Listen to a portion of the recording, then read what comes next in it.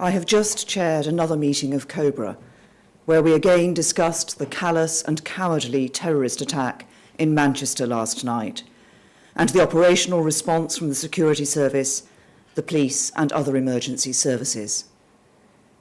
It remains the case that, other than the terrorist himself, 22 people were killed in the attack, 59 people remain injured, and many of them have life-threatening conditions. As Greater Manchester Police confirmed earlier today, the perpetrator was Salman Ramadan Abidi, a 22-year-old who was born and brought up in Britain. And as the emergency services have confirmed throughout the day, his victims were innocent children, young people, and their families. Our thoughts and prayers are with them all. I want to reiterate what I said this morning about the professionalism of the emergency services and the bravery of the people of Manchester.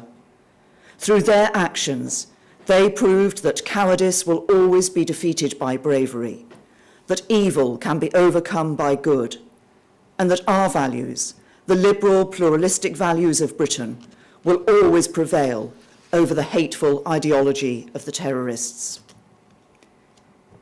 In my statement earlier today, I said that the police and security services needed to investigate whether or not Abidi was acting alone. Those investigations continue, but the work undertaken throughout the day has revealed that it is a possibility we cannot ignore that there is a wider group of individuals linked to this attack. This morning I said that the Joint Terrorism Analysis Centre, the independent organisation responsible for setting the threat level on the basis of the intelligence available, was keeping the threat level under constant review.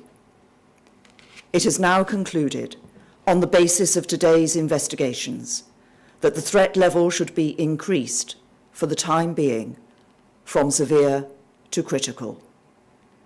This means that their assessment is not only that an attack remains highly likely, but that a further attack may be imminent.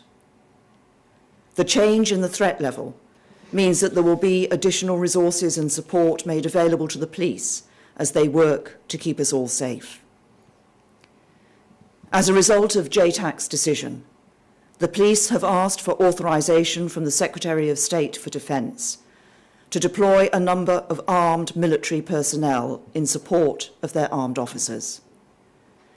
This request is part of a well-established plan known as Operation Tempora, in which both the armed forces and the police officers involved are well-trained and well-prepared to work in this kind of environment. The Secretary of State for Defence has approved this request, and Operation Tempora is now in force. This means that armed police officers responsible for duties such as guarding key sites will be replaced by members of the armed forces, which will allow the police to significantly increase the number of armed officers on patrol in key locations. You might also see military personnel deployed at certain events, such as concerts and sports matches, helping the police to keep the public safe. In all circumstances, members of the armed forces who are deployed in this way will be under the command of police officers. Precisely how the military and armed police officers will be deployed is an operational decision for police commanders, and Assistant Commissioner Mark Rowley of the Metropolitan Police will be making a statement giving further details at New Scotland Yard later this evening. In the coming days and weeks, there will of course be many events hosted up and down the country.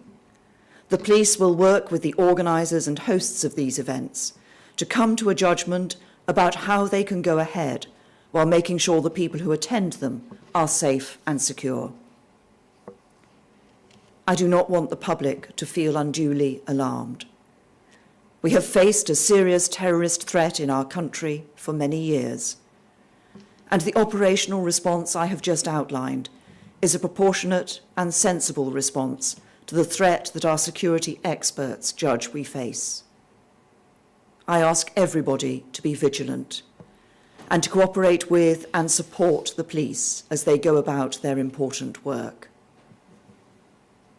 I want to end by repeating the important message I gave in my statement earlier today. We will take every measure available to us and provide every additional resource we can to the police and the security services as they work to protect the public. And while we mourn the victims of last night's appalling attack, we stand defiant. The spirit of Manchester and the spirit of Britain is far mightier than the sick plots of depraved terrorists. That is why the terrorists will never win, and we will prevail.